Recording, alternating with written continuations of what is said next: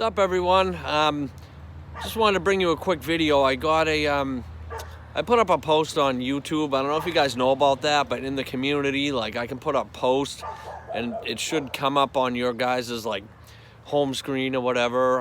If you subscribe to me, I asked a while ago a bunch of questions, like maybe some stuff you guys would like to see some videos on, and someone, I forget whose name it is exactly, but they wanted to know get into some wiring for some walk-ins, coolers and freezers. So I figured I'd do a video right now about just a plain old run-of-the-mill walk-in cooler. We'll start with that walk-in cooler with a defrost clock and without a defrost clock, and we'll go from there. And I'm going to use my diagrams that I always use from the Heatcraft manual. That's, you know, different manufacturers have different diagrams, but there's pretty much only a few ways you can do things. So I've always referred to these diagrams, and they've been awesome. So I will show you the book in a minute. If you guys don't have them, try to get them. They all come with the Heatcraft evaporators. When you do a new install or whatever, you got a new evap, they come in the box with the coil and everything. So, all right, let's just get to it, guys, and hopefully you guys enjoy. Thank you. All right, guys, so here we are. Here's the book, okay? This is a manual that comes with Heatcraft evaps. Sometimes they're condensing units, but I found they're more common evaporators. So I was just kind of beat up. I've had this for years. I got 4 or 5 of these. Always try to keep them if you can. I've given them to other guys that haven't had them, and they've really seemed to help people out. So I've showed this book in my defrost clock video. You can see you got many different diagrams for many different types of systems here. I mean, ways to wire things depending what you have for defrost and all that stuff. You have 11 different diagrams. So there's 11 different ways, depending what's in the system, with multiple evaps, multiple contactors, without contactors, without heater limits, this and that, all kinds of stuff, guys, okay?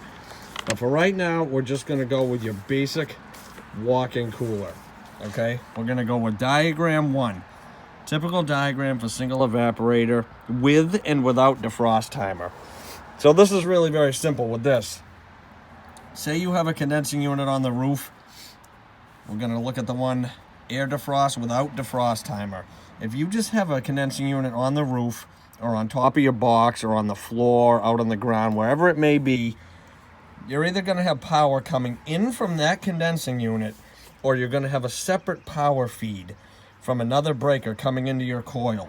Whether it be 115 volts or 208, 230 volts, you will have 2 lines coming in, which are these dotted lines right here. I've highlighted this right here. We call this the loop, okay, our control loop. You can see your RT is your room thermostat, LSV is your liquid line solenoid.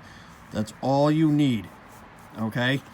You got your lines coming in are going to power your fans. You have constant fans, because we all know in a walk-in cooler that your fans run constantly, 24/7, unless they're on some type of energy management system, but that's a whole nother control thing we're not even going to get into. So we're just doing your basic stuff right now. So all you have to do is just tap a loop off of these. You take one wire from here, run it through your thermostat, come out your thermostat, into one side of your solenoid, and out the other side of your solenoid. And that's going to power your controls. So when your thermostat reaches your set point of 38 degrees, 36, whatever it may be, it's going to shut your solenoid down. It's going to pump down your compressor on the roof. And the unit's going to shut off. Your fans will run. Okay? And that's it. And your unit will air defrost. Sometimes, you know, like with systems, you may not have a timer with something, you know, you're running a box, say in a florist or something. You got 40 degrees, 42 degrees. Some food boxes, 38. Sometimes you don't need a defrost. So while it's off on temperature with your 3 degree or 5 degree differential, whatever you may have, with those fans running will keep your coil, you know, frost free, as long as there's no other issues. So you may not need a defrost timer. Next, we'll just talk about your basic cooler setup with a defrost timer. All right, guys, so in the same diagram, diagram 1, I've written this all in, you know, red so you guys can see what it is, and I've highlighted what I want to explain to you guys, okay? I hope you guys can see this all right. I'm trying to do my best here. I'm on my phone. But you got the same thing, guys, okay? You got your power coming into your evap coil, either from your condenser up on the roof or wherever it is, or you have a separate breaker feeding your fans, okay? Constant power to the fans on coolers or air defrost unit, okay? Whether, like I said, whether it's from the roof or from a separate breaker. But in this one, we have a defrost timer, okay? We have all this over here, and here's your legend. These have nice legends on them. Tells you what everything is. We'll go down to this for a moment. That's just like a freezer, basic freezer, but these legends on these things are really good too in these books. They tell you a lot of stuff. Okay, now, so say you're up on the roof, okay? Say your defrost clock's on the roof. A lot of them are in the condensing units now. You have your disconnect here, and you got your line voltage coming in from your breaker panel, wherever it may be.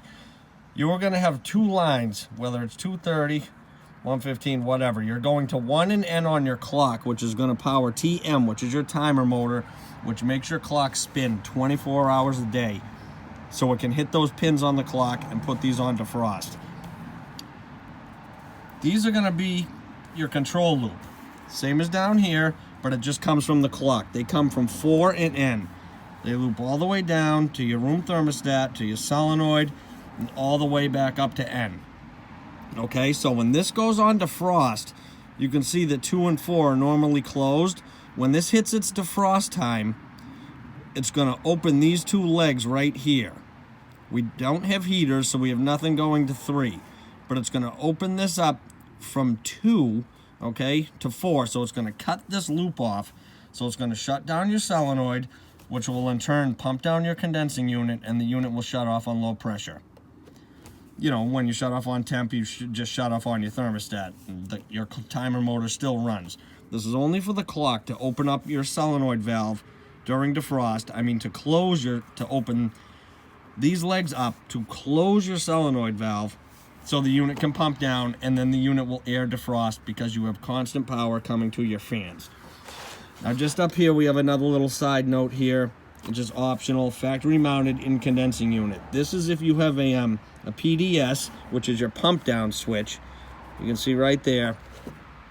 Sometimes those are wired in, sometimes they are not. But if the pump down switch is wired in, it's actually kind of a nice thing, because when you want to do a test or need to pump down a system from the roof, all you got to do is flip that little toggle up on the roof. As long as everything is wired correctly through your control loop, you can pump down your system without having to, you know, crank in, you know, your liquid line service valve or your valve on your receiver.